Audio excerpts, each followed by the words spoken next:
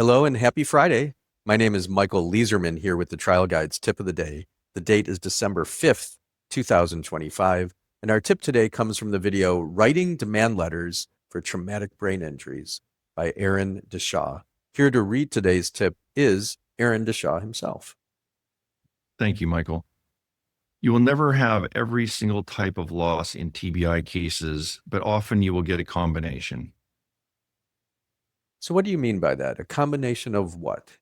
Yeah, it's the quote is a little bit truncated, but what I'm talking about in this video is with traumatic brain injury cases, which is the majority of what I handle in my own law firm. There are three primary types of symptoms that you will find in a TBI case, and then there's around 14 or 15 others that are sort of concurrent, and I talk about that in the video. But the three main ones that you're looking at is cognitive changes, thinking, memory, things like that. The second one is behavioral changes, change in, personality or depression or anxiety that are often concurrent with traumatic brain injury.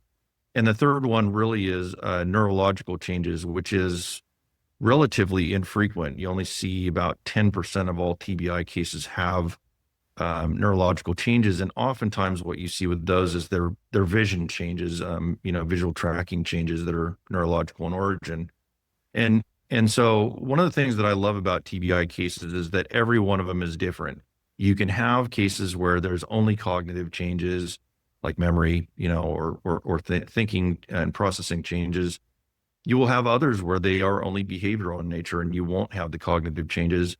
And in some very rare cases, usually moderate and severe traumatic brain injury cases, you could have cases that are only neurological in origin, although those would be relatively infrequent. And so my point really in what I'm making here is sometimes you can have only one, but oftentimes you're going to have some combination.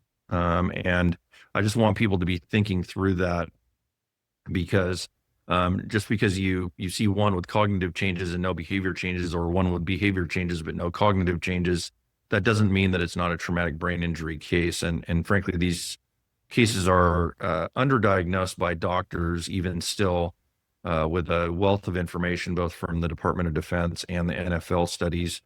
But they're not very well understood by a lot of personal injury lawyers. And so this video is really just aimed at helping to educate lawyers and then helping them to format and add the information of most importance into the demand letters. Do you think it's helpful, let's say at trial, to have your doctor testify to these categories, or for you to even talk about them in opening, and to be able to then look at the facts of the case and put them in the proper bucket so that the jury understands where they go, and if there's more than one category, that it's more pronounced brain injury? But do you do that, actually categorize it like this for the jury?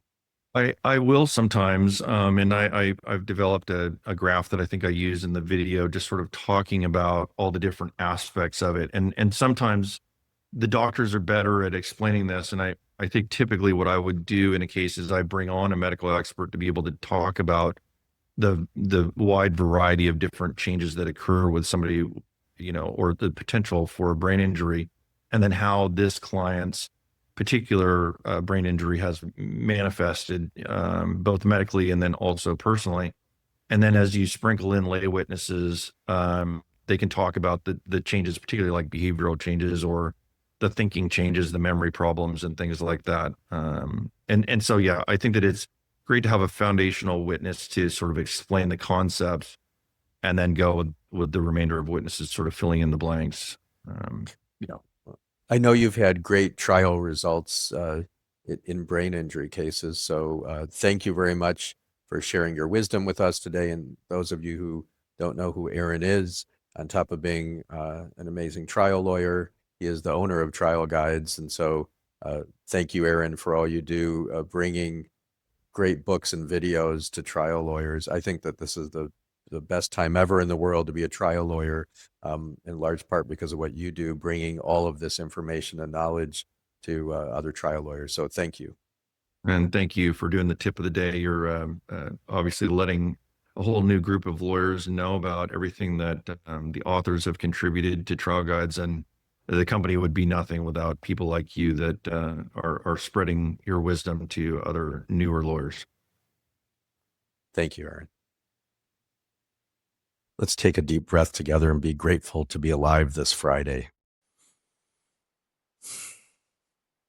May the work that we do today help to reduce the suffering in the world, in our own lives, in our clients' lives, in the lives of everyone we touch. May we repair the world with the work we do. May we accomplish justice with the work that we do. May we fiercely and compassionately champion our clients' causes. I'm going to ring a bell 3 times now. This can take you into a meditation practice, a prayer practice, or just let the sounds wash over you and remind you, I'm alive. It's Friday. Go out, do good things, have a great day, have a great weekend, and have fun while you're doing it.